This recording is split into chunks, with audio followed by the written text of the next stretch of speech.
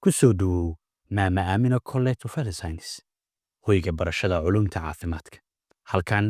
waxaad ka helaysaa aqoon casri ah oo kugu hogaaminaysa mustaqbal ifaya haddii aad doonayso inaad noqoto mid aan looga maarmin suuqa shaqada halkan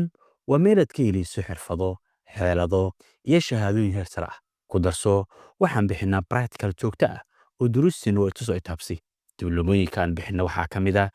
diploma of basic health diploma of nursing diploma of midwifery diploma of laboratory diploma of public health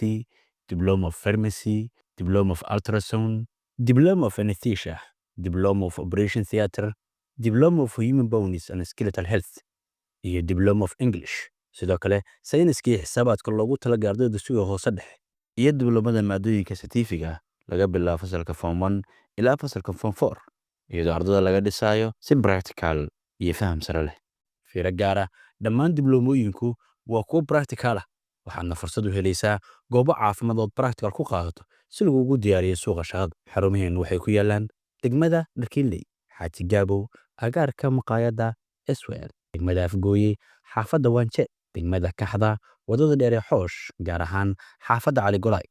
wixii faahfaahin dheeraada nagala soo xiriir nambarada iyo ciwaanada shada kaaga muuqda ama ku dhufo WhatsApp linkiga la socda fiidiyogan ama Amina College Health of Science hoyga aqoon